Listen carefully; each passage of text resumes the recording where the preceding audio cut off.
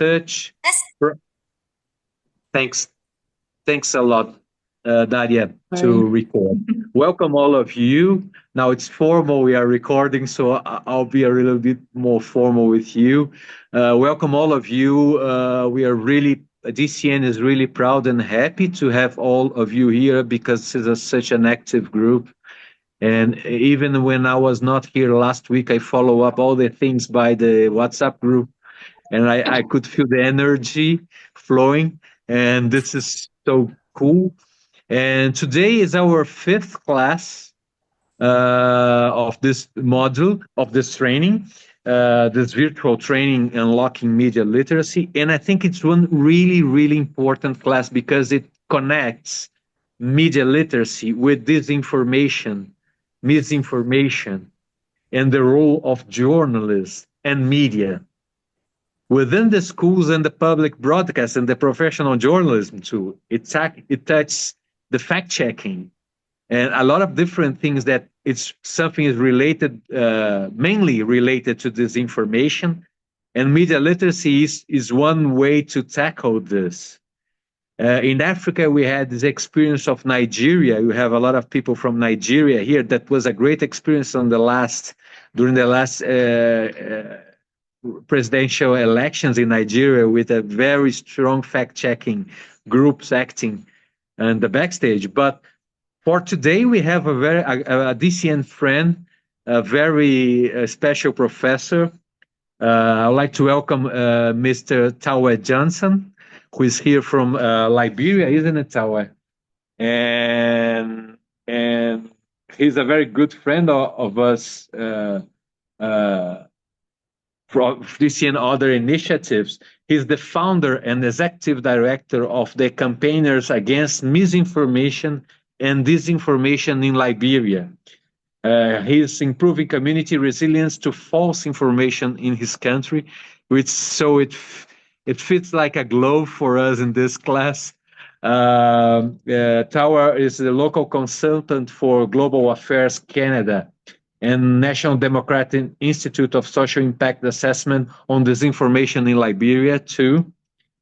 Furthermore, Taweh Johnson is the head of the Secretariat and official spokesperson from the Liberian Fact-Checking Network. Graduate from Sunny State University in Ukraine.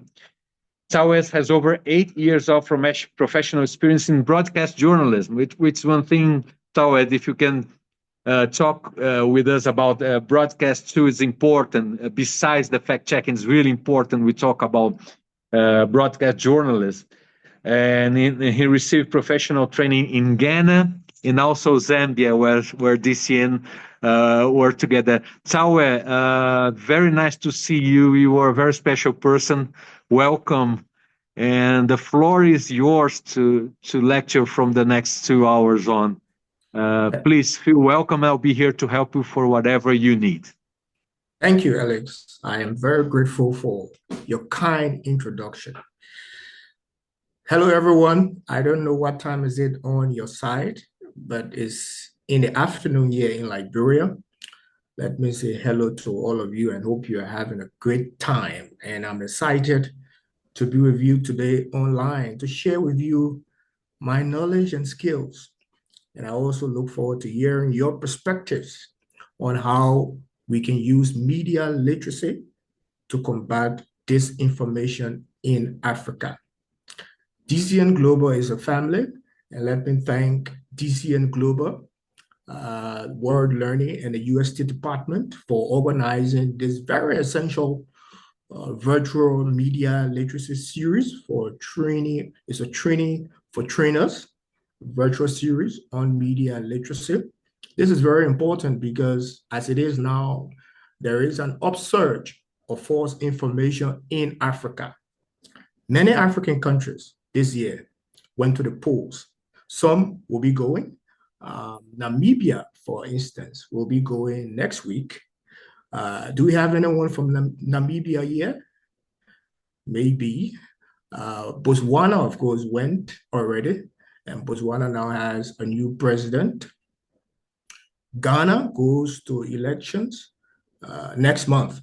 So in Africa, countries have gone to the polls, some are going. Senegal, for instance, because I'm in West Africa, so Senegal went to the polls also and elected a new president. Why is media literacy important? This is what we are going to talk about today. And we're also going to talk about the battle of disinformation. How can we battle disinformation? Looking at the role journalism schools and public broadcasters can play. Now, Alex, thank you again for the introduction. Alex has introduced me very well, so there's no need to introduce myself further, but I am Taweh Johnson. I am the founder and executive director of Campaigners Against Misinformation and Disinformation in Liberia. This is a nonprofit improving community resilience to false information in Liberia. If you can hear me, kindly give me a thumbs up. Can you hear me very well? Can you? Yes, Hello? we hear you. We Awesome. hear you. We can hear you very well, loud and clear. Very well, Taweh. And the image is good too. We can Great. hear you. We can hear you this side. Awesome. So many of you might be wondering, where is Liberia? So Liberia, I'm glad that we have someone from Sierra Leone here. Liberia is a very small West African country. Our neighbors are Sierra Leone, Ivory Coast, and Guinea. Yes. So let's jump right in. Let me just quickly share my screen with you. Yes. Okay. Can you see my screen? Definitely. Awesome. Yes. Yes, we can see the screen. We can Yes, see the so screen. great. Thank you. Yes, I can. Thank you. Now, today we will look at media literacy, the battle against disinformation, the role of journalism and media production in schools and public broadcasters. And you will learn these topics. The first one is the components of media literacy. We'll look at 5 components, and we'll also look at the concept of disinformation, the impact disinformation has in Africa. After that, we look at the types of disinformation, and then we move to the steps to verify online content. And then we come to media literacy as a disinfo fighter. And then we look at the role of journalism in schools and also the role of public broadcasters. And finally, we look at methods for improving media literacy in Africa. Now, since the beginning of this media literacy, virtual media literacy series, you've been learning about media literacy. What do you think media literacy is? Let me hear from at most two persons, and then kindly make the chat room very busy so that I can make my way there to read some of the responses. What do you think media literacy is? What is this information to you also? So we need 2 volunteers, a male and a female, and then the others can make use of the chat room. So if you want to volunteer to tell us what is media literacy, what is disinformation, kindly raise a hand and Mariana will give you the permission. Do we have any volunteer to share with us? What do you think media literacy is, and what is disinformation? Hello? Yes, right. Can I answer? Yes, please. What's your name, please, and which country are you from? Yes, I am from Mauritius. All right. I'm from Mauritius, and my name is Honisha. So I would say media literacy involves digital literacy, All right. as well as it might be literacy, which might be being able to read something, to denote something out of writing and pictures.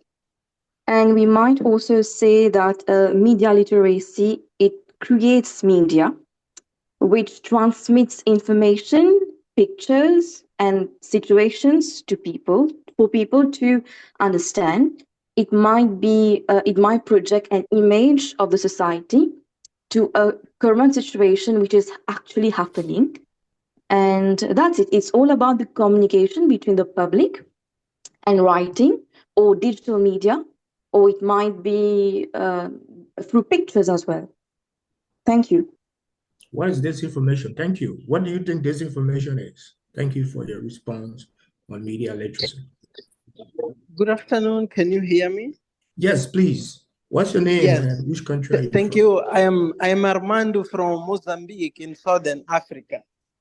So I think that disinformation is information which is false, but in that we have the intention to cause prejudice to someone. So there is information which is intended to denigrate, for example, someone, which is the big difference with misinformation, for example. Thank you.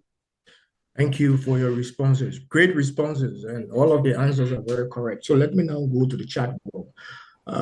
Elijah is saying media literacy refers to the understanding and ability to interface with others via conventional and social media channels. Great. Media literacy critically analyze stories,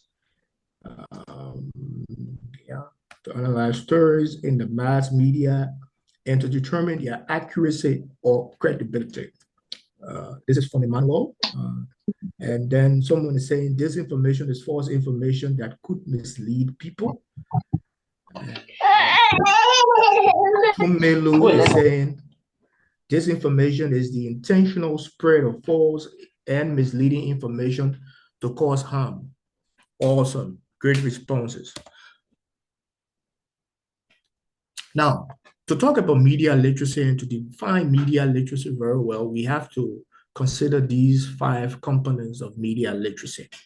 The first component is access. What kind of digital device do you use to access online content? Do you use your smartphones? Do you use the computers? Or do you use your iPad or other digital devices? This is what the component of access looks at. It also looks at where do you find credible sources, credible media sources, and then the impact that the media has on you. And then the next component is analyze. This has to do with how do you make sense of media messages? How do you understand media messages? Yeah. How is it interpreted?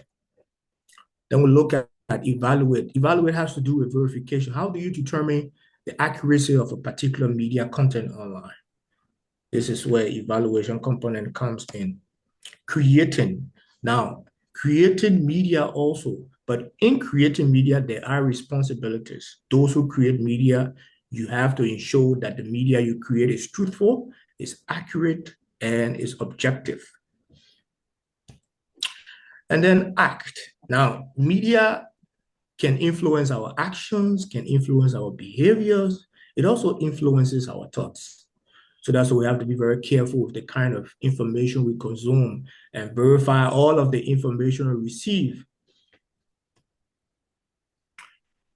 So looking at all of these 5 components, access, analyze, evaluate, create, and act, you can define media literacy because media literacy entails all of these 5 components. Now, the meaning of disinformation, most people have come across the word misinformation. Some might know the meaning, others can confuse misinformation with disinformation. But there's a slight difference between the two. Misinformation is a false information, but the person who is given that information thinks the information is true. Disinformation is also a false information, but the person who is given that information knows that the information is true. The intent is to cause harm. One of the participants said that exactly. So misinformation has no intent to cause harm, but this information is intentional. It has an intent to cause harm. So according to media defense, it defines disinformation as a false information, and the person who is disseminating the information knows that it is false. Now let's have a quick breakout section, and Mariana will be of help in this regard. Mariana, kindly separate 3 groups, each comprising of at most 10 persons. And Yes, each, I think Daria will do that for you. okay, 3 groups, please, Daria. 3 groups, breakout section.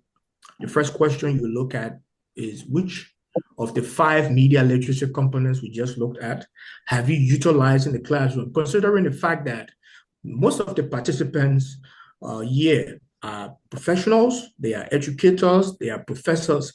This is why I'm asking this question. Which of the 5 media literacy components have you utilized in the classroom? And then the next question is, are there other ways you teach media literacy in the classroom? So looking at the 5 components, we talk about access, analyze, evaluate, create, and act. Which of these 5 media literacy components have you utilized in the classroom? And are there other ways you teach media literacy in the classroom? So we do this for at most 10 minutes, and then we'll return. Thank you. All the rooms are opened, so please join them. Thank you.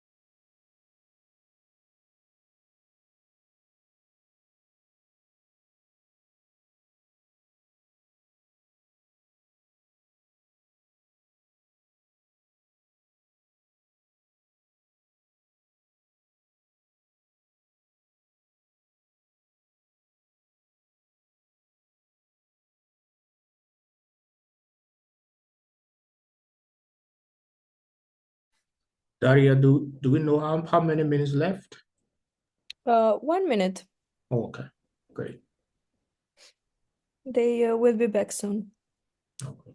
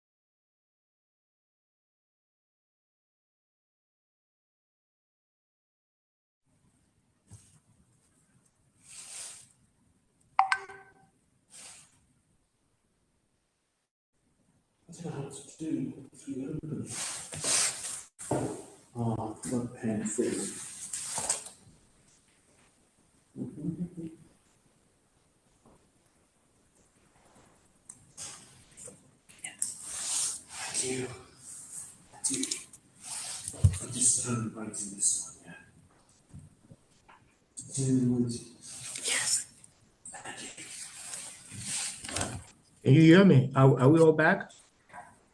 Yes, we are back. Awesome. So I just need Yes. two groups to briefly tell us what they discussed in their chat room, their breakout section room. Can I just start by apologizing because I didn't see you when you introduced the session, so I'm really sorry. I didn't realize you were the presenter. Sorry I about that. understand. No problem. Please. Do we have a male and a female? Briefly, 1 minute. Can you briefly tell us Okay. which of the companies?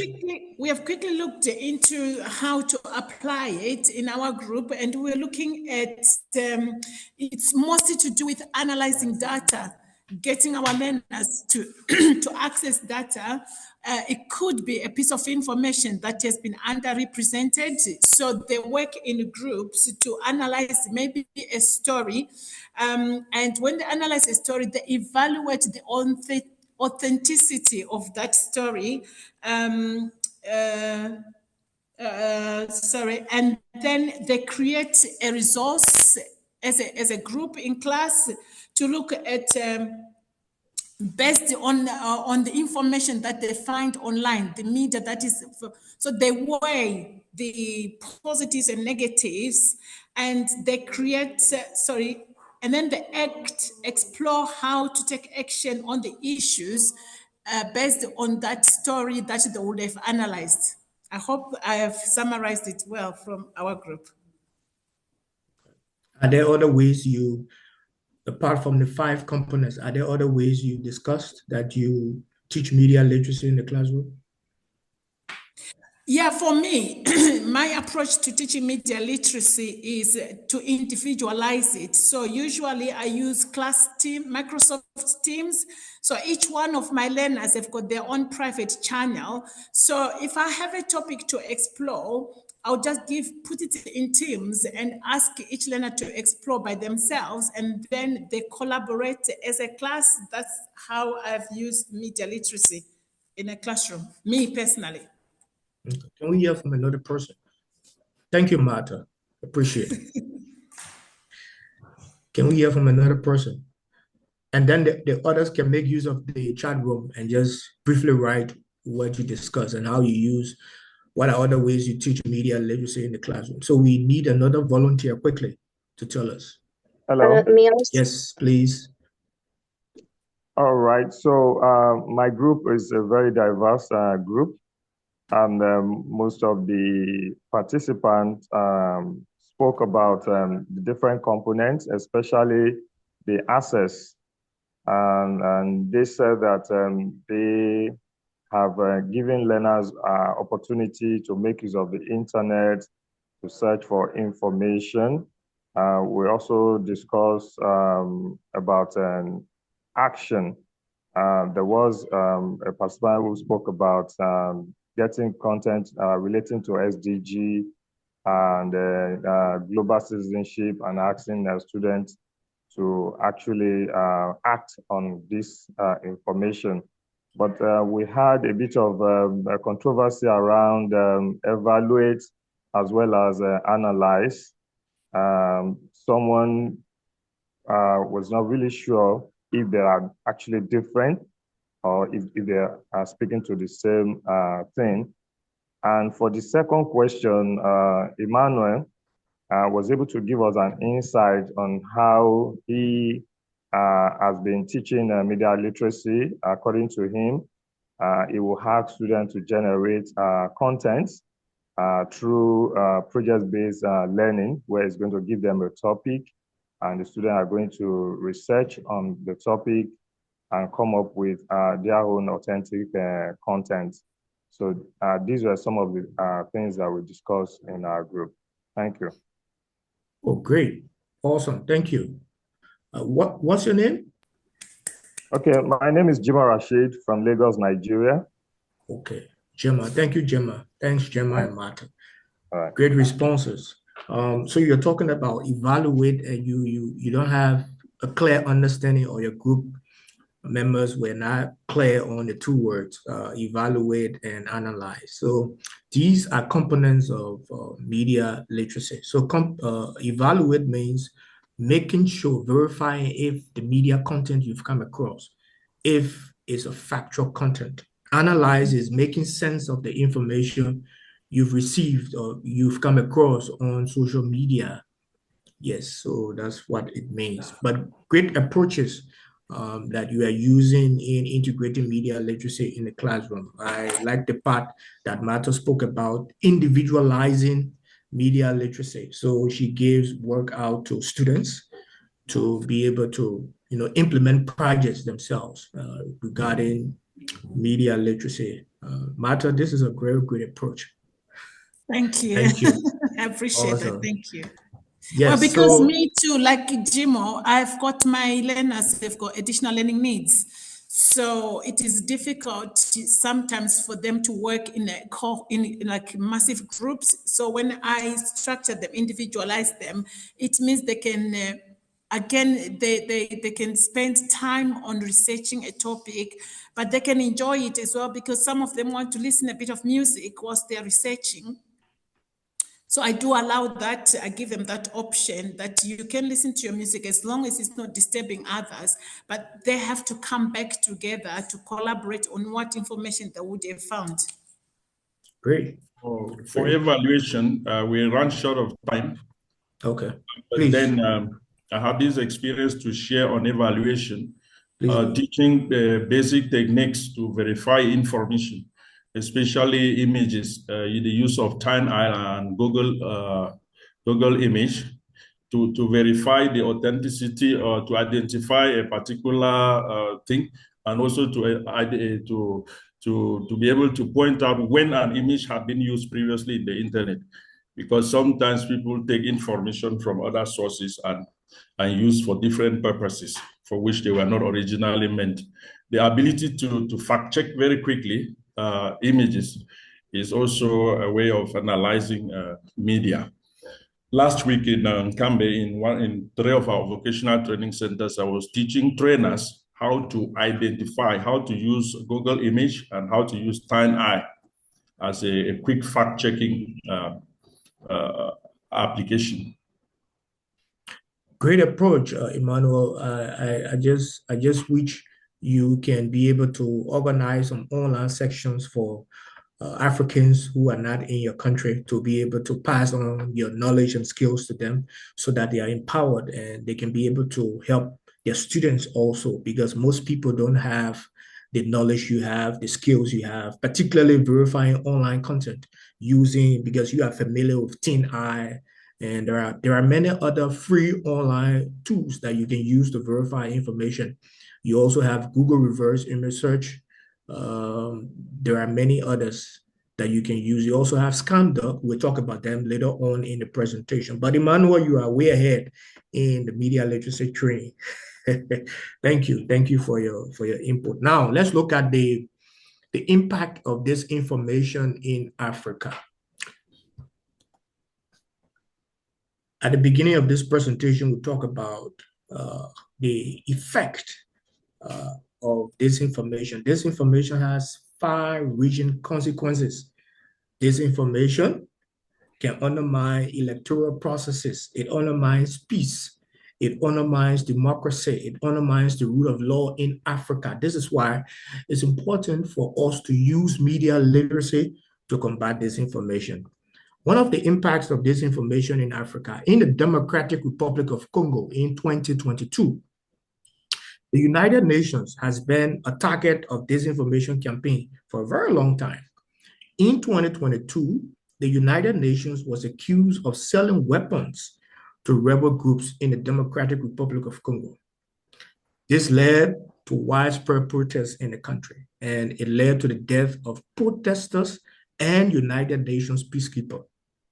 Disinformation, because there was a claim that the UN was selling weapons to rebel groups. Here is a picture of the protest that took place in the Democratic Republic of Congo in 2022. Most of us can relate to this. COVID-19, during the pandemic, there was an upsurge of false information. In fact, the WHO reported infodemic. According to the WHO, infodemic is the widespread of false information during a pandemic. Infodemic was very high at the time during COVID. And as a result of that, the WHO organized an alliance called the Africa Infodemic Response Alliance. This alliance is intended to coordinate actions in responding to false information regarding COVID-19 and other health emergency crises in the country or in Africa. Now, let's hear from at least one person. Briefly share with us the impact of disinformation in your country. What has disinformation done in your country? Do we have any volunteer? Briefly, we'll give you 1 minute. Yes. Yes, please, Emmanuel. I am an Anglophone Cameroonian, and for those who are following international news, we have an ongoing separatist war in the two regions of the northwest and the southwest of Cameroon. And when this civil war started, it was mostly on social media, on Facebook and on WhatsApp, with a lot of manipulation of the population with disinformation. I remember in one WhatsApp group of my village, somebody posted a picture of babies inside palm fronds, actually slaughtered, and said that had been that those were atrocities committed by the army in a neighboring village. And I quickly used TinEye to detect that these images were coming from Nigeria and that they were already about 4 years old, and they related to some farmer-grazier conflicts. I don't know whether in the Adamawa region or Taraba State or something like that. So disinformation has been at the center of the current socio-political crisis that is raging through Cameroon, and that has led to the boycott of schools. There has not been schooling and schools in some villages in my community for over 7 years and counting now. So this has been it really has had its impact, its toll on a whole generation, as I can see. More than around 800,000 youngsters have not been to school for 7 years and counting. Thank you, Emmanuel, for sharing. So you can now understand that disinformation has adverse effects. Yes, Tumelo, I see you. Okay. Yes, please. Am I pronouncing your name correctly? Is it Tumelo? Yes, please. You're pronouncing it perfectly. Thank you. Yes. All right. So yeah, in my country, wow, disinformation has had really severe impacts. Just most recently, it's being used to kind of spread anti-migrant and anti-foreigner sentiments very much, and it's affecting a lot of people in township communities where we live because a lot of the businesses that are run in the areas that we live are owned by kind of migrant laborers. And even in the mines where people work, there's a lot of immigrant sentiments because of the spread of false information, particularly on platforms like WhatsApp and Twitter and X. And also recently, in the past few years, in 2021, we had the July riots, which were sparked by the incarceration of our former president, but were also kind of fueled by instances of disinformation on social media, where clips from different places and false clips actually of people kind of looting and doing wrong things fueled others to go out and cause damage to infrastructure and loot other shops. And a lot of people died because of that kind of disinformation. Thank you. Thank you, Tomelo. We'll take the last person. Is it Jimo? Yes, sir. Thank you for the Yes, opportunity. please. Disinformation has actually caused a lot of crisis in Nigeria with respect to the Boko Haram issue. I remember when the insurgency started, most of the attacks were on churches, and people were actually using that to think that some people are trying to Islamize Nigeria, and there was a deliberate attempt to attack the Christian community. But not too long, the attack also started coming on mosques. And this was when people began to understand that this was not actually a religious crisis attack, that it has nothing to do with religion. And these people were just actually carrying out their own ideology.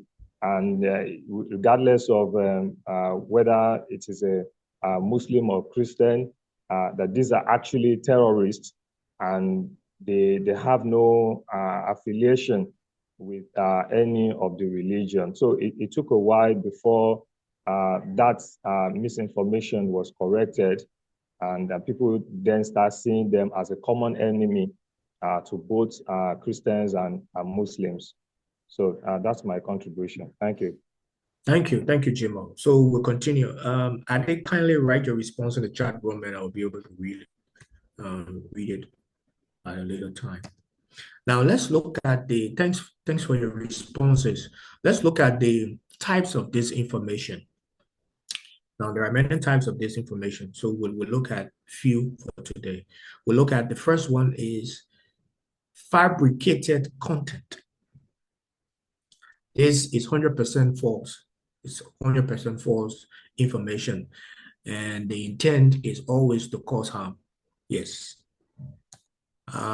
Manipulated content is also another type of disinformation. This is when videos, images, or information are altered in some way to trick consumers, those who consume information. So most of you have come across some posts on social media where you see an individual has a different body and he has a different head. Yeah, so those are manipulated content. Yeah. Imposter content, this is when celebrities, important individuals, those who work in governments, personalities, they are impersonated, their pages are impersonated. False content, this is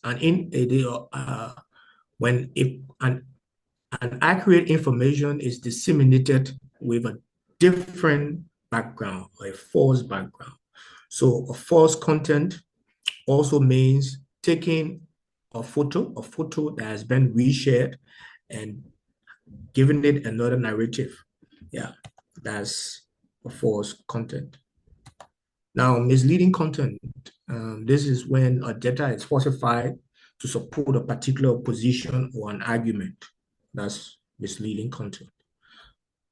False connection, most often the media can do this in Africa. So you will see a newspaper that has a headline, but the headline doesn't reflect in the story. So the headline is different from what is written in the story. Yes. Satire. This is a very funny information, and information that is presented in a funny manner to humiliate someone. The intention here is to always cause harm, and it has no intention to cause harm. No intention to cause harm, but it has a potential to fool. And then Africa Check. Africa Check is a fact-checking organization in Africa, verifying facts across Africa. So according to Africa Check, never rely on links, retweets, screenshots. Do not mistake duplication for verification. Most often in Africa, when people see a post on social media, because it has a viral nature, people tend to believe the information. So it's always good to find the original post of that information and do not rely on retweets and reposts, because it doesn't mean that because you've seen an information many times, it means that that information is accurate. No. And then you need to verify information against other independent sources. Also on social media, the comment section can also highlight if the post is true or not, because there are people who will comment on if this information is true or not, and sometimes they provide the right information. Now, it's always good, Emmanuel spoke about verifying image and video. So this is where we are now, Emmanuel.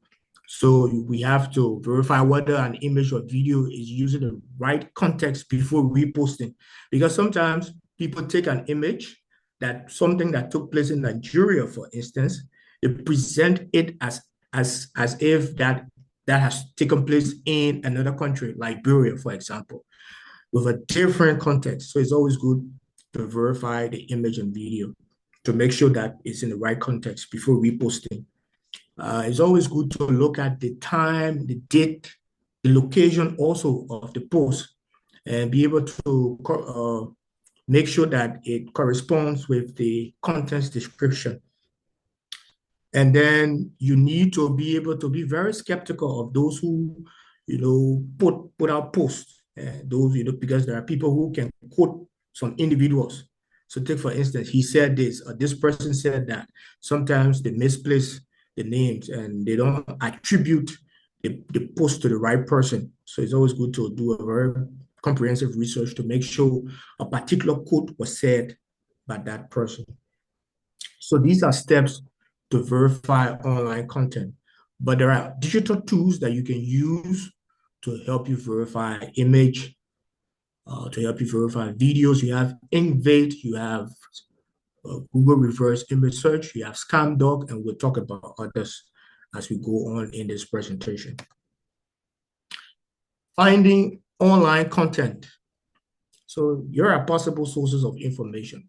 There are statistical agencies that work in your country. You can find reliable content from those statistical agencies. You also have universities and research institutions, government departments, professional bodies, peer-reviewed journals, experts.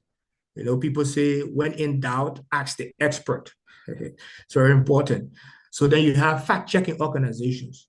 I'm very sure that in Africa, there are many fact-checking organizations now in countries in Africa. Africa Check is the biggest one because they have branches in other countries. They operate from other countries. Yes, so you have to make use of the reports that those fact-checking organizations produce in your country. That's how you can find reliable and credible online content also. And here are other international sources of data. You have the Institute for Health Metrics and Evaluation, the WHO. Is very important in disseminating truthful information regarding health.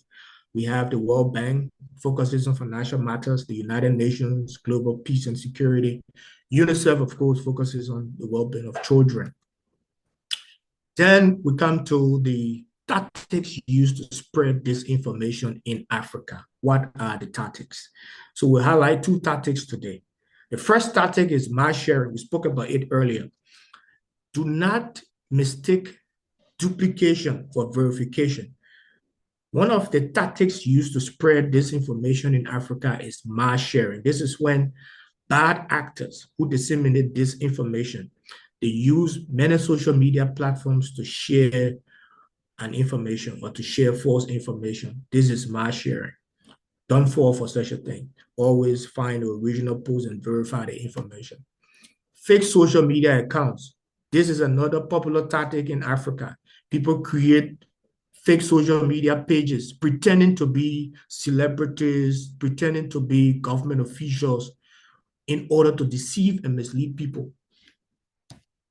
So these are two tactics used to spread disinformation in Africa. Now let's look at the challenges in battling disinformation in Africa.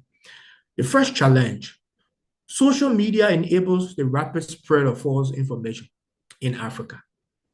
Social media is a very powerful tool that people use to share information. Many years ago, we rely on word of mouth, but today we are now having social media, and I can sit in Liberia and just post something on the internet. Someone in Botswana or Cameroon, for instance, or Nigeria will be able to see that information in seconds. Yes, so one of the challenges in battling disinformation is the rapid spread. Yes, and another challenge is a false information can reach a huge audience, but when the right information is provided, there's a likelihood that the right information will not be able to reach those who got the false information. So that's a very major challenge. Yes. Artificial intelligence, hard to spot. Artificial intelligence now is making fake to appear real. So now, most people can say seeing is believing. But in the age of false information, we have to be very, very careful trusting the information we see, because artificial intelligence now is making fake to appear real. So deep fakes are now available, and then you will see an individual who is speaking, who has the same voice like the real individual, but that information is a fake information. So this is why people have to be very equipped with the skills, the digital skills to verify if a particular content is an AI-generated content. Yes. Another challenge is the constant change. So fake news evolves very quickly. It can be remodified, it can be recontextualized. Yes. So these are three challenges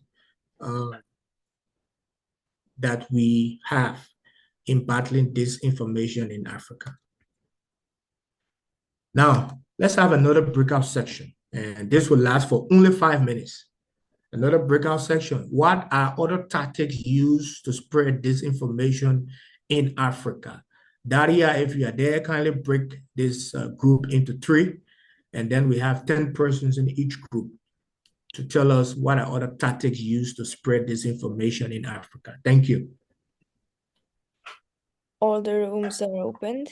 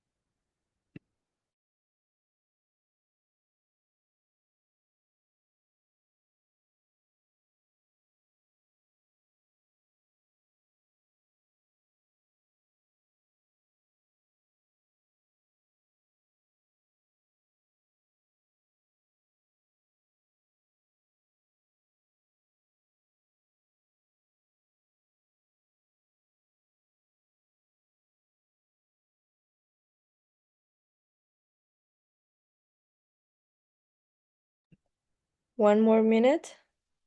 It's okay. Good. Thank you.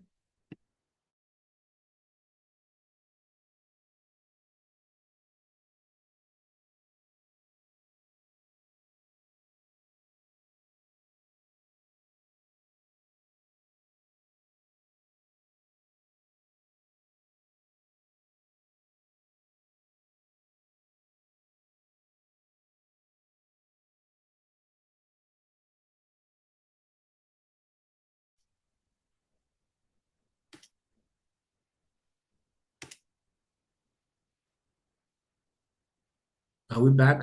All of the students, participants back? Now I closed all the Okay. rooms.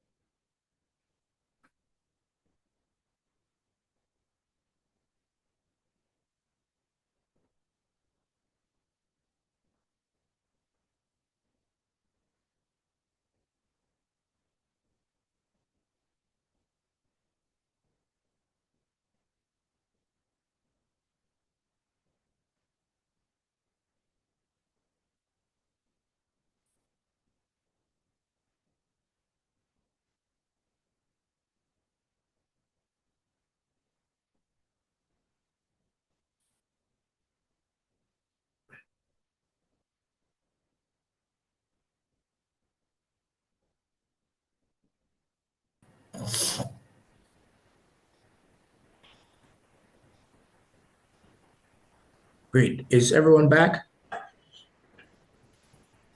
Yes. Okay. Yes. Awesome. So we need 2 volunteers. Can you share with us what are other tactics used to spread disinformation in Africa?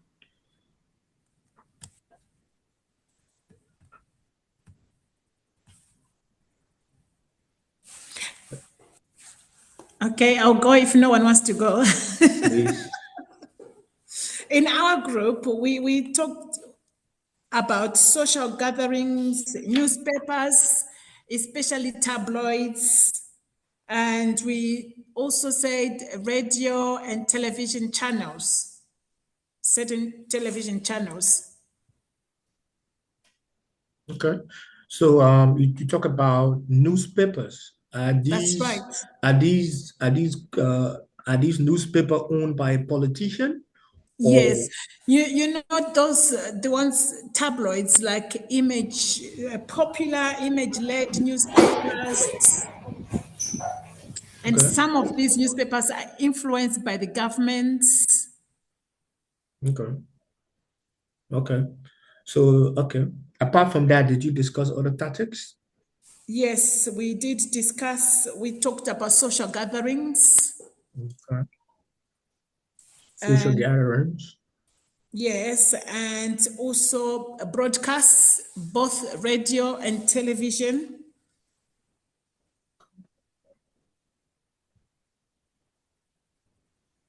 Is that all? Is that all? Yes, I think that's what we discussed in my group.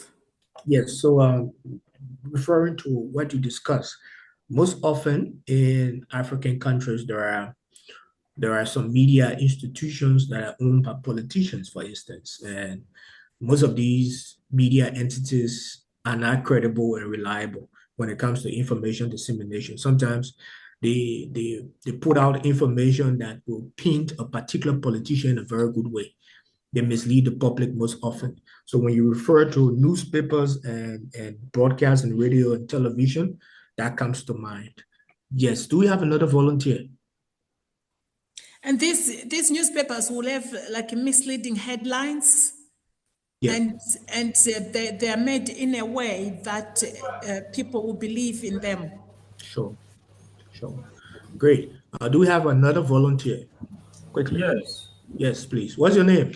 I'm Elijah from Nigeria. Elijah. Yes. Yes, please. In Nigeria, especially during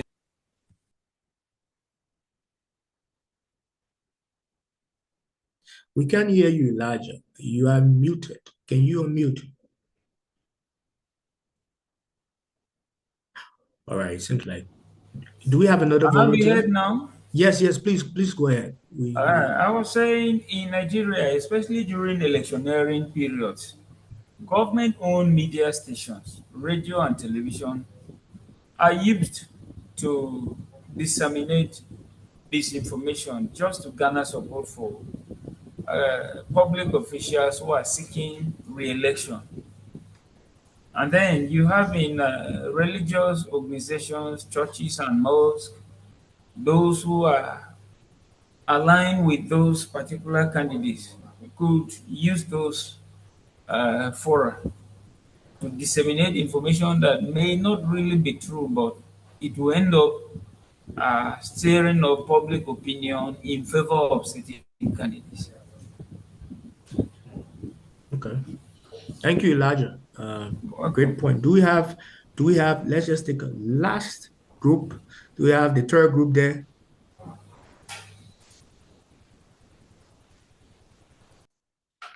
Anyone else wants to say something? Yes.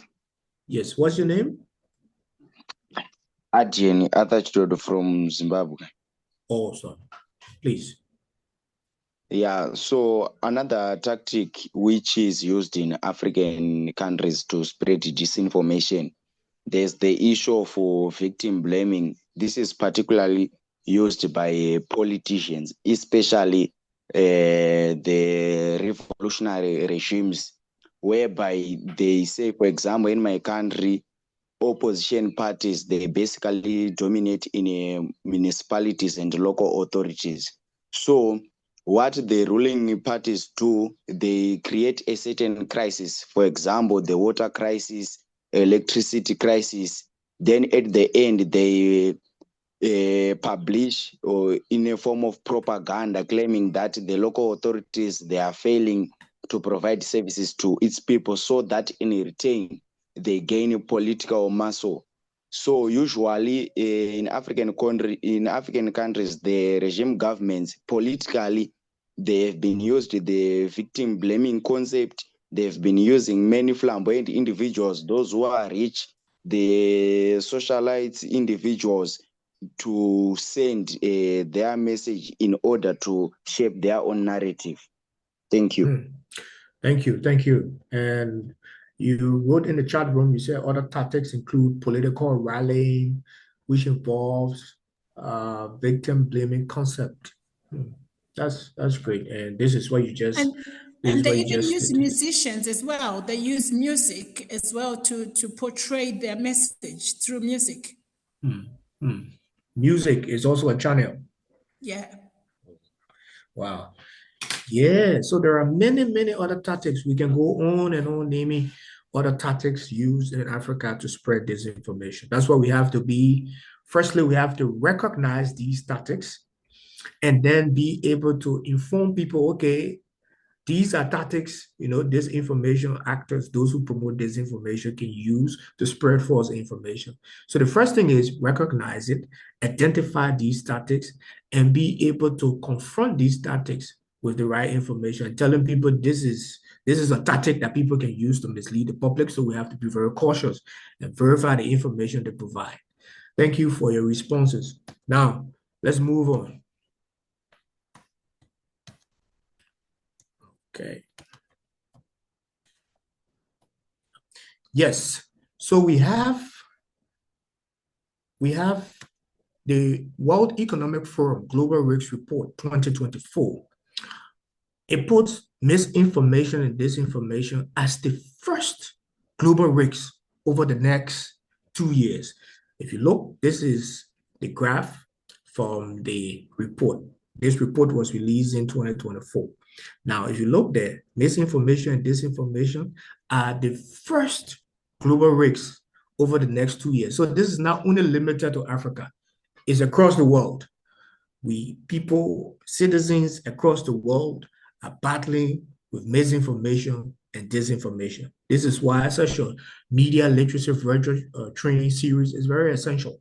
And we need more of this this training. And I'm urging all of you that with your presence here today, you will not just take the information from here and sit on the information, but you will be used as a channel to pass what you have learned here today with students in your classroom and with your family members and with your friends, passing on the knowledge you've gained from this presentation or other presentations.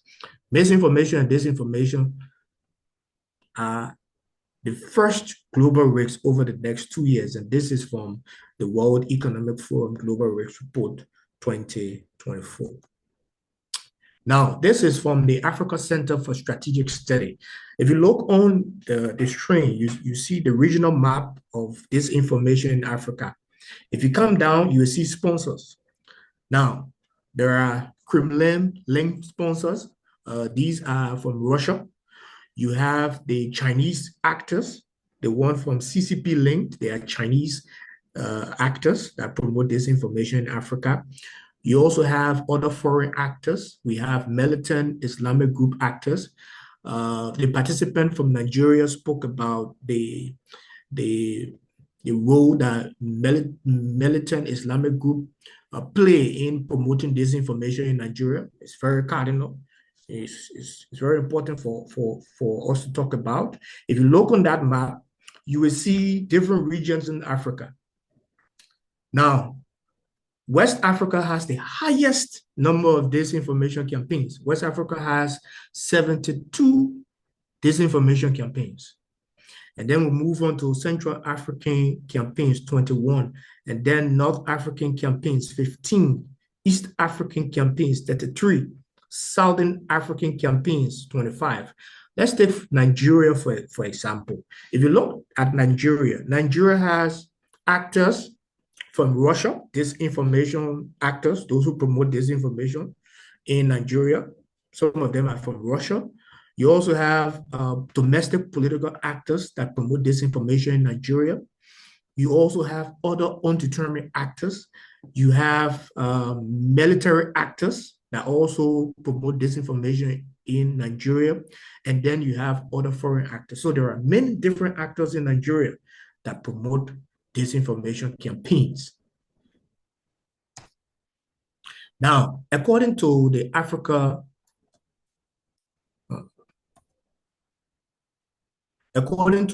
Center for Strategic Study, it also mentioned that there are 189 documented disinformation campaigns in Africa.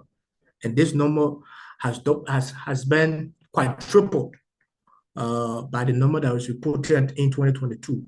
So this number here is 4 times the number that was reported in 2022. So what does this say? This is alarming. It tells you that we need to be able to utilize media literacy now and going forward to be able to combat disinformation, because media literacy plays a very significant role in the fight against disinformation. We can't downplay media literacy in Africa. It's very essential because there are disinformation actors that promoting the spread of false information in Africa. And that can endanger our peace, it can endanger our security, it can endanger our education, our health. So false information affects all fields and all sectors. There's no limitation to false information, what false information can do. This is what we have to be able to confront false information head on. Now let's have we've been sitting for a very long time, huh? So we need to drink some water, need to take a break. So let's have a quick 5 minutes break and we'll be right back. Yes, thank you. Thank you so much. Needed a cup of tea.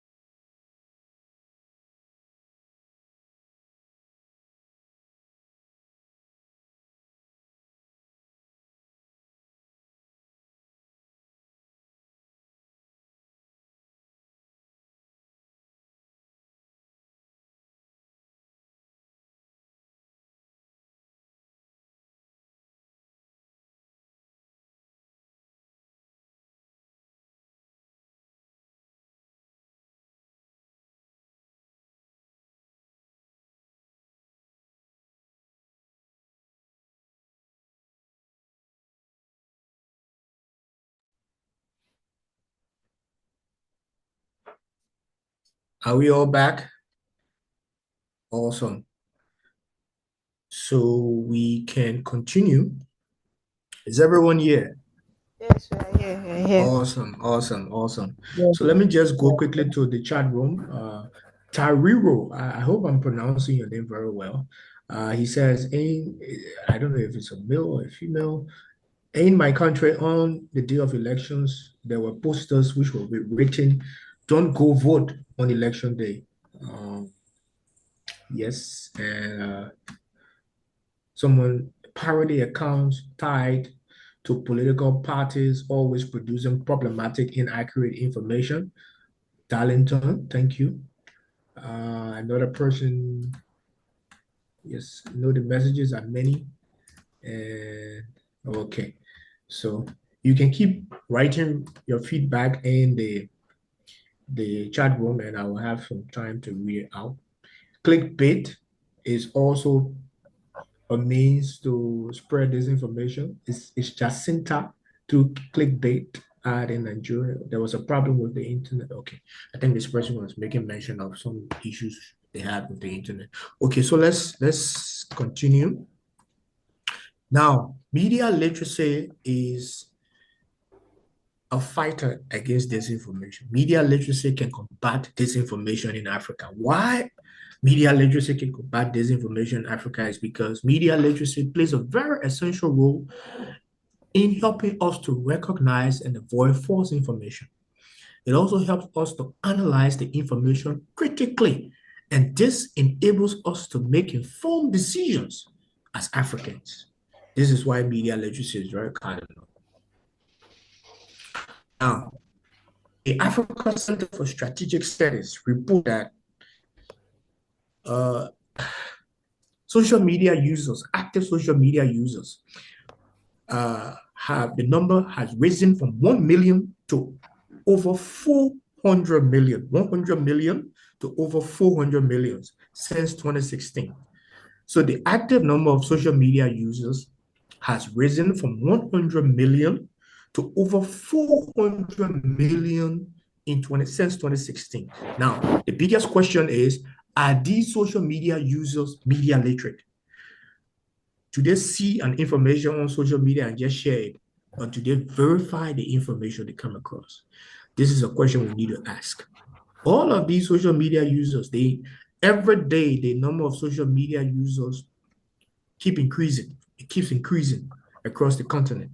So are these active social media users media literate? This is a question that we have to ask. Now, let's come to the role of journalism in schools. These are roles journalism in schools can play. The first role is teaching journalism ethics. Now, truth, accuracy, and objectivity are the cornerstones of journalism ethics. Schools can provide education in journalism ethics, and they can also emphasize the need for fact-checking. It's very cardinal.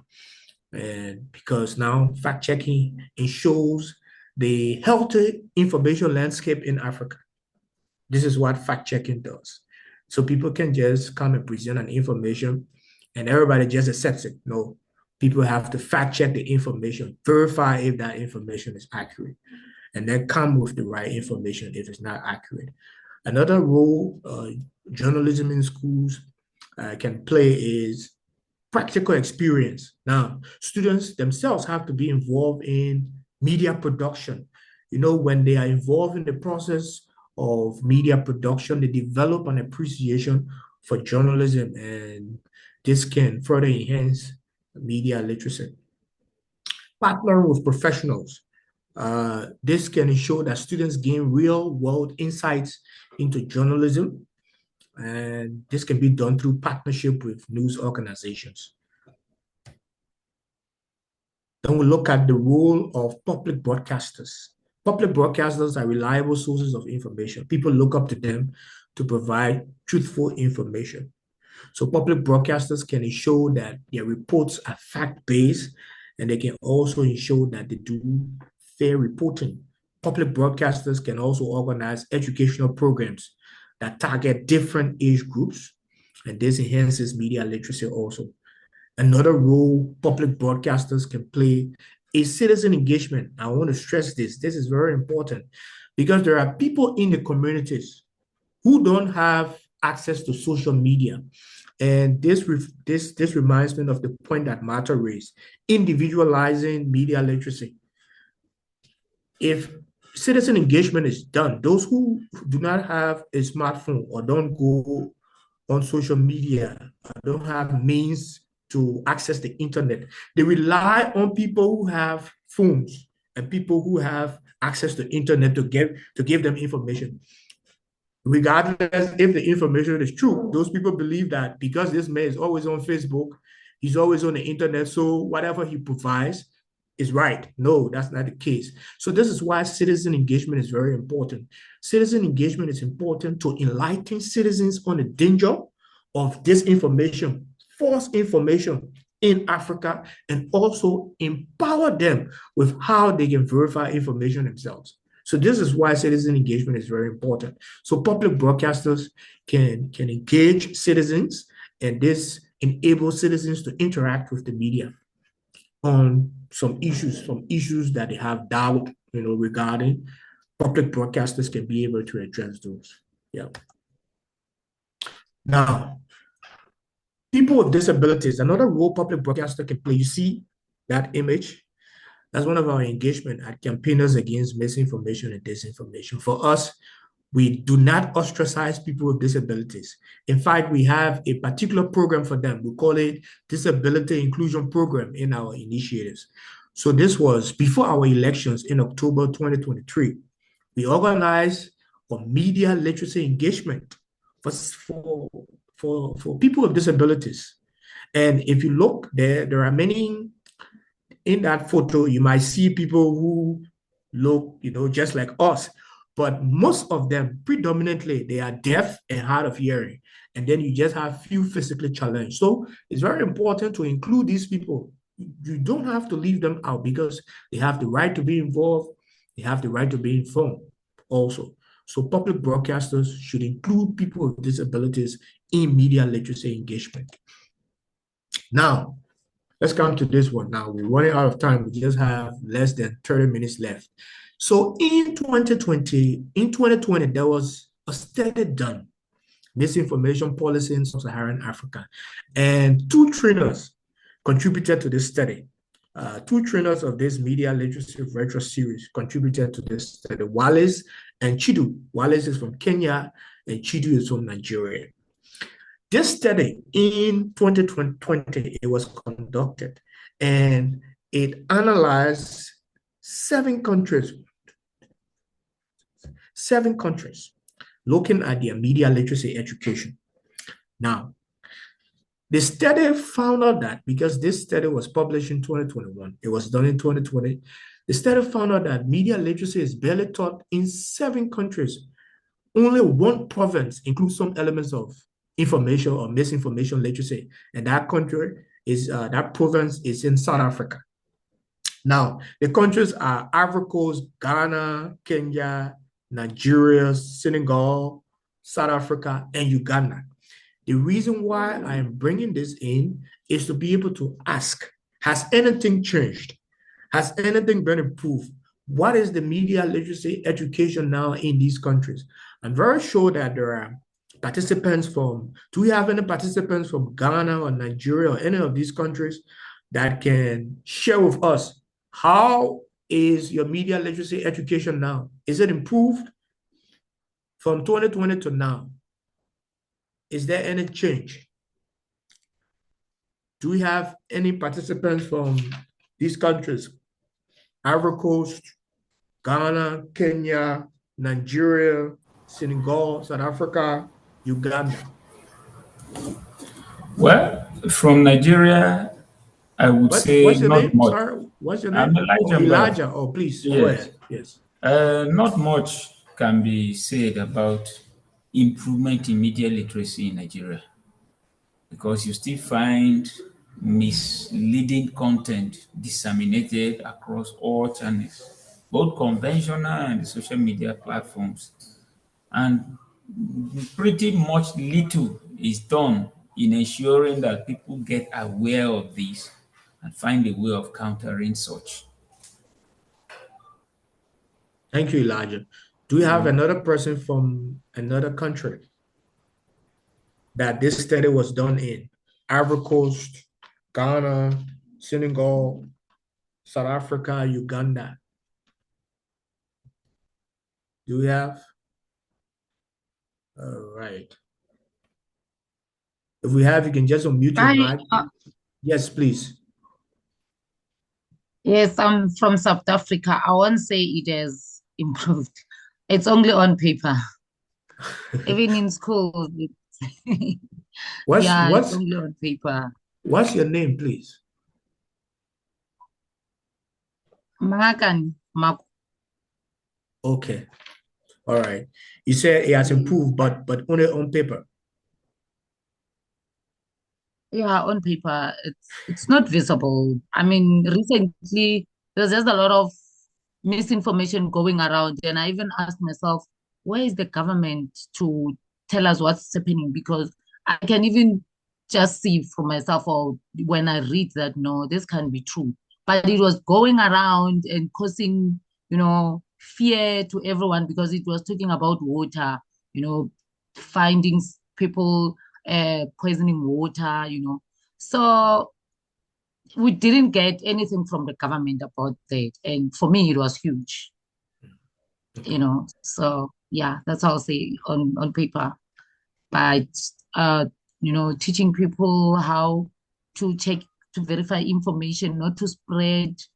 Even we do have protection of personal, but you will see that now people are not well informed about a lot of things regarding media. That's my submission. Thank you. Do we have anybody else? Let me go to the chat room. RDN is writing, people always choose what they want to hear and listen to. That's why you see that as far as information is concerned, sometimes it's voluntary, depending on what you like and want. Therefore, every information is disseminated to suit the sender's agenda and interest. It's Jacinta, it's writing from Nigeria. So from Nigeria, yes, it has factored in online and information safety, which largely has to do with media literacy. There have been workshops and stakeholder engagement online on online safety and protection. All right. Yes, so for my country, Liberia, information literacy education is barely taught in schools. Yes, we have Sheila, one of the trainers. Please, go ahead, please. You want to contribute? You from Uganda? Yes, because you've been mentioning Uganda. Yes. Thank you, and thank you for the session. Really positively, and I love the discussion. Yeah, from Uganda, I just wanted to say, I think we have more regulation than the actual media literacy among the citizens. So it's kind of a struggle between the regulators and the so many young people who are now embracing social media mostly, because we have a number of young people who are doing lots of stuff. I mean, they've taken on social media mostly. And it's also a sign that young people really want to speak out. They're really, craving to be heard. And so they're finding social media as one of the platforms to express themselves. But also there's a lot of media literacy that is needed to help them be responsible citizens. I mean, just in a week, we've had people who have been arrested and arraigned before court for demeaning the president and, so on TikTok. So such issues are really, they cause a lot of concern. I mean, young people out there, they want to express themselves, but the law is just, coming for them. And we don't know how far this is going to go because, I mean, if government succeeds on taking down one young person, it means there's a lot of fear that is being created. The freedoms are really, so it's just that, but there's just so much we need to do, both on for the government, the regulators also, to really understand how to handle this, but also for the users not to get into trouble just like that. So yeah, I just wanted to make that contribution. Thank you. Thank you. Thank you very much. Appreciate it. Yes, so we've heard from 3 countries, Uganda, South Africa, and Nigeria. Do we have any other country that wants to share? Yeah, I would like, on behalf of Zimbabwe, can you hear me? All right. Yes, please. I just want to think, I think the pandemic also brought media literacy into sharp focus, particularly with the creation and spread of disinformation and misinformation about the virus and efforts to combat it. There was so much. Media itself was like a virus because there was so much information going around, some of it which was misinformation. Yes, I agree with you there, Martha. COVID made disinformation very pronounced in Africa and globally. So this is a fight. It's not just in Africa now, but it's a global fight. All countries now are battling misinformation and disinformation. Yes. So digital tools to verify information. Now, at the beginning, we mentioned some tools, and our friend from Cameroon mentioned some tools. So here are digital tools you can use to verify online information. So ScamDoc is a digital tool, free digital tool. You don't have to pay for this digital tool that is used to verify digital identities. So you can use CAMDOC for 3 purposes. You can use CAMDOC to verify emails. You can use CAMDOC to verify links. And you can also use CAMDOC to verify email addresses, telephone numbers, and links. So these are the 3 purposes. You use CAMDOC to verify emails. You use CAMDOC to verify links. And you use CAMDOC to verify telephone numbers. You can also use Google reverse image search.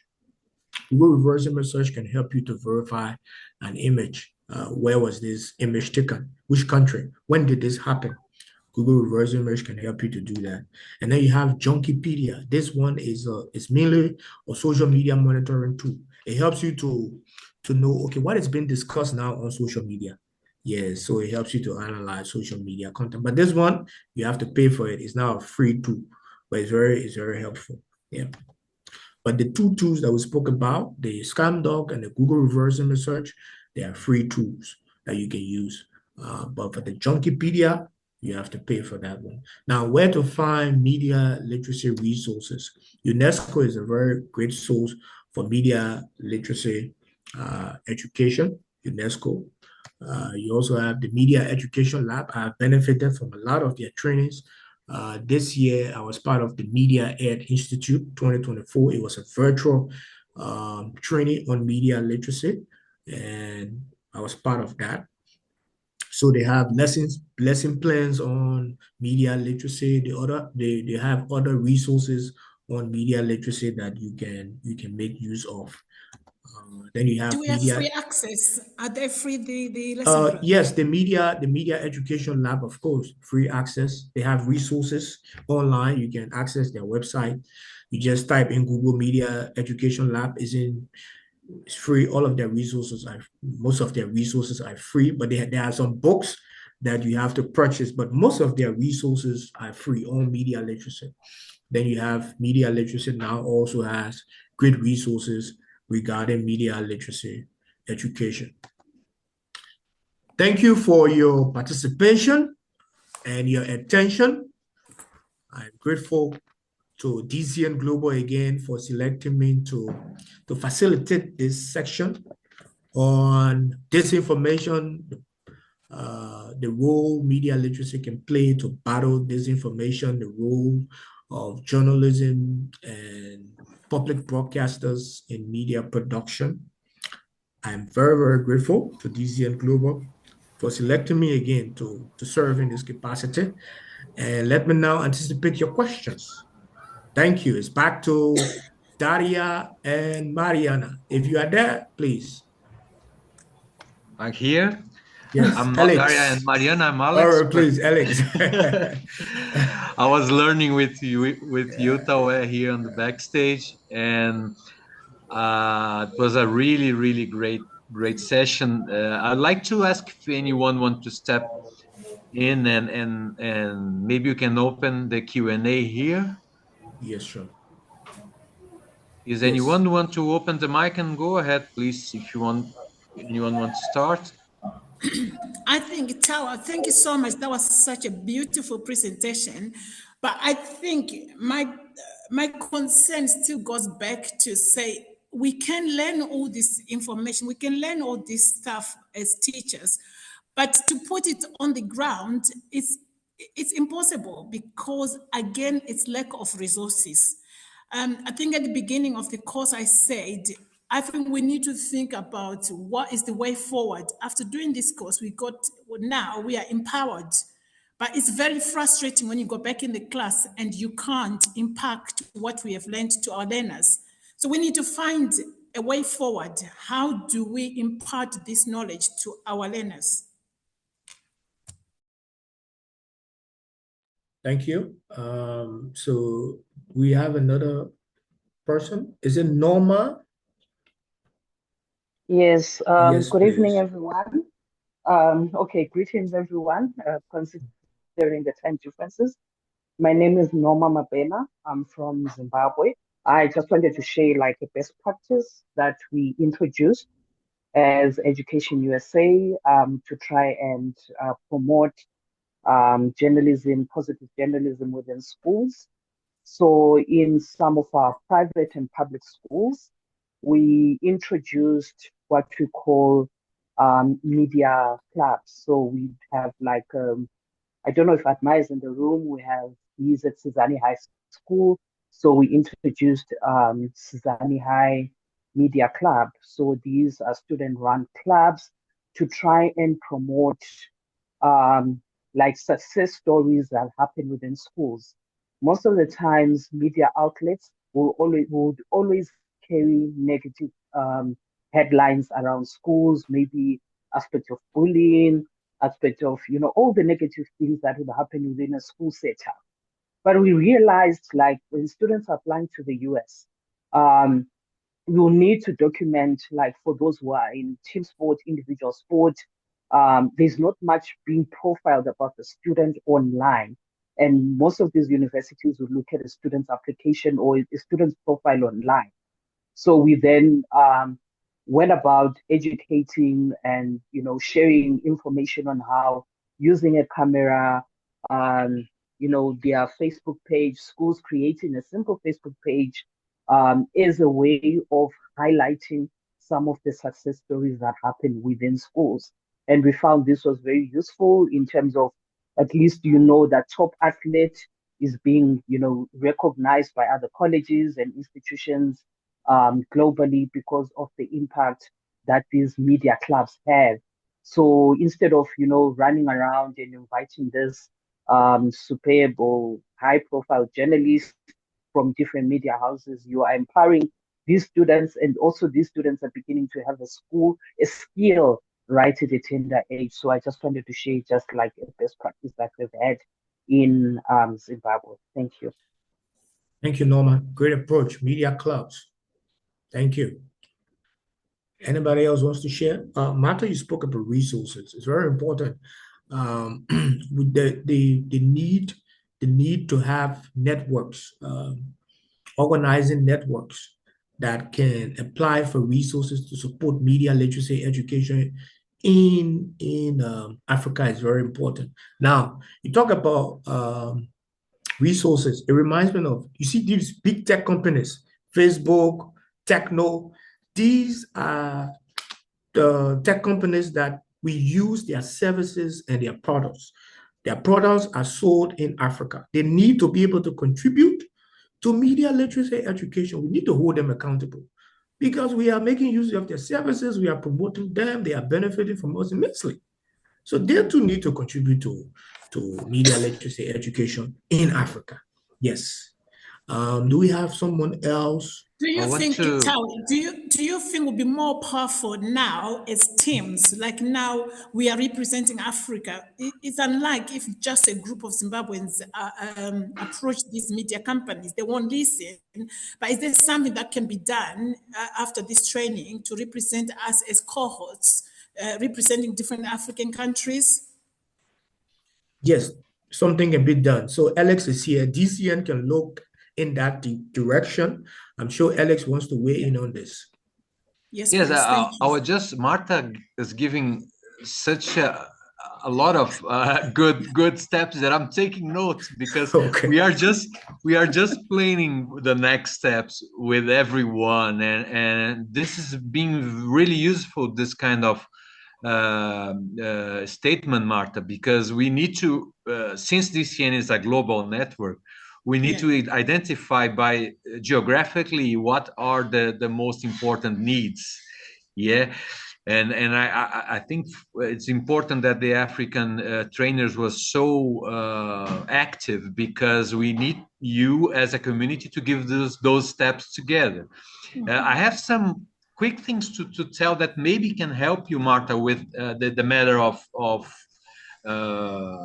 resources, and maybe all of you. I'm changing my hat a little bit, and I use the UNESCO hat that I'm a UNESCO consultant for Paris and for Uruguay, and I've been collaborating with some resources with UNESCO. So if you go to the UNESCO website, there are some resources for free to download, to use, to promote media literacy within schools and communities. I will underline some of them. First of all, there is one that's called MIL, Media and Information Literacy. It's MIL curriculum. It's in English, French, and Spanish. You can download for free, and it's a kind of curriculum that for teachers training, but also with samples of materials, exercises, practices, sessions to do with students. So you can download it from the UNESCO website for free. The second thing that I encourage you to use is one that I participate directly creating. It's the podcast MOOC course that we developed, a MOOC, a massive online open course for media literacy, as a radio program, as podcasts. It's more than 100 podcasts as a MOOC. And so it's also available on the UNESCO website. I saw that Antonio posted here. I will jump into the group just after the class and share the links with you. Then you can download with the links, straight with the links. Thank you. And so those two materials, I think they can be useful to use within the classrooms, because the podcasts are really nice to use, because they are like soap operas, interviews, this kind of thing, and they are in English and Spanish. So we have two languages to use the MOOC podcast. And in the case of the curriculum, you can download in 4 different languages, including French for those who are French speakers here, and including also Arabic, I think, in Arabic too, for the Arabic countries. So those are materials that I can provide the link. They are free to download and use it. And what I suggest too is to watch, I think the Zambia meeting. We did a meeting in Zambia. So it was 1 year ago, and it's recorded on DCN's website. All the discussion about media and digital literacy, all the sessions are recorded there. It could be really interesting to take a look after the training session, because we have several colleagues from the continent talking about some issues that we've been touching here during this training. So I will share this link to you as well, because I think those are 3 good resources to use in a practical way. Thank you very much. Thank you so much. Thank you. No, my pleasure. Is there anyone wants to jump in? I will share the link just straight after as soon as we finish here. I will put the links online. Do you have any other question or concern or recommendation? Taweh, it was really interesting class. Congratulations. Thank you. I was here with my mobile and listened to you and working on the side, and it was really interesting. Congratulations. I'd like to encourage all of you to go to the last class. That will be Thursday, next Thursday, the same time. And then we will touch AI and other new digital technologies, how it affects. I know that Taweh, you touched AI a lot here, and it was important, and other trainers, they touched AI and other issues, but we're going to focus on how media literacy how media literacy needs to be really quick updated because of the new technologies, and the idea that we need to be learning all that during our life. So it's a kind of lifelong learning call for media literacy. What we are doing here, it's lifelong learning. And what we believe that's lifelong learning, it's one thing that must be considered in the case of media literacy and citizenship. So this will be the topic of Thursday class. I encourage all of you to be there. We will be there. Great, great. Thanks for the comments.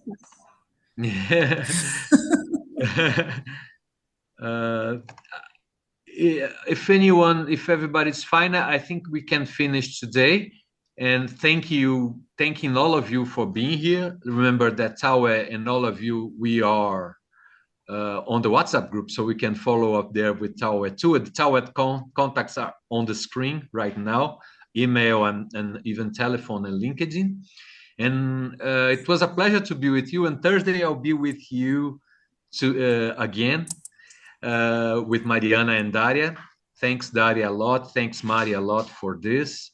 And we go further to keep it on record to if one want go to come back and listen to Taweh's class again. From tomorrow will be available the recording of this session. Okay. Thank you. Stay safe and well, and we meet on Thursday. And Taweh, thank you so much for this. Thank you. Thanks, everyone. Have a great time. Thank you. See you on Thursday. Bye-bye. Bye-bye. Thank you. Bye-bye. Thank you. Bye.